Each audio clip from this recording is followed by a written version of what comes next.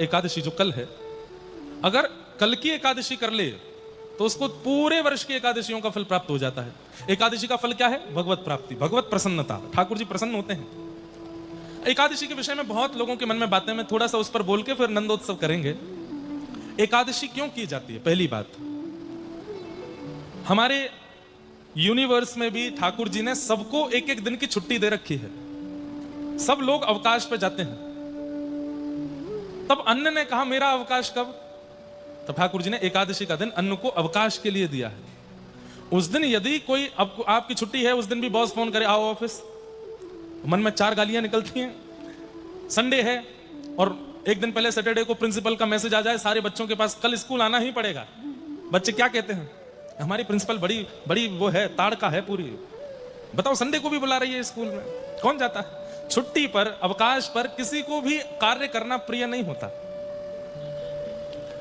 ये एक सामान्य भाषा में समझा रहा हूं ताकि आपको समझ में आवे, इसकी वैदिक भाषा भी है। तो एकादशी के दिन अन्न का अवकाश होता है, उस दिन अन्न नहीं पाना चाहिए। आप कहें अगर खा लें तो क्या होगा? अब दूसरी बात सुनो, पाप ने भगवान से प्रार्थना की कि नाथ मैं सहजता में तो किसी को प्राप्त होऊंगा नहीं, कोई गलत करेगा तो ही मैं उसको लगूंगा, और इस कारण से मेरा प्रचलन तो बहुत सूक्ष्म हो जाएगा, जबकि कलिकाल में बहुत प्रचंड है पाप। लेकिन फिर भी ठाकुर जी से प्रार्थना की तो ठाकुर जी थोड़े दयावान तो हो गए, बोले कोई बात नहीं पाप, तुमको भी हम एक सहजता दे देते हैं। बोले क्या? एकादशी के दिन जो अन्न सेवन करेगा उसको तुम सहज लग जाया करोगे, इसलिए एकादशी के दिन अन्न नहीं खाते। अन्न में पाप का निवास होता है उस दिन, इसलिए अतिवृद्ध, रोगी, गर्भवती माताएं और छोटे बालक, इनको अधिकार है, ये पा सकते हैं। बाकी आप स्वस्थ हैं, बिल्कुल ठीक हैं, उचित स्वरूप स्वभाव में हैं, तो उस दिन आपको केवल फल आहार करना चाहिए। फलाहार की भी एक अलग डेफिनेशन हो गई है हमारे समाज में। कुटू की कचौड़ी, कुटू की पकौड़ी, रागी के डोसा बन रहे हैं महाराज। एक जगह तो कुटू का पिज्जा बन रहा था।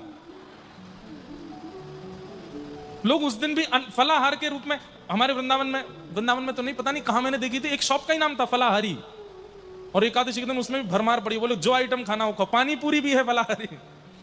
इसका मतलब कोई एकादशी का क्या मतलब हुआ? फिर आपने केवल अन्न छोड़ना ही एक उचितता समझ ली, खा तो सब रहे हो, बल्कि और दिन तो आपकी कैलोरीज इतनी नहीं बढ़ती होंगी। एकादशी के दिन जो खाते हैं, अगर रोज एकादशी वाला भोजन हो जाए तो 1 महीना में व्यक्ति का 15 किलो वजन बढ़ जाएगा। ऐसी ऐसी सामग्री एकादशी पे खाते हैं।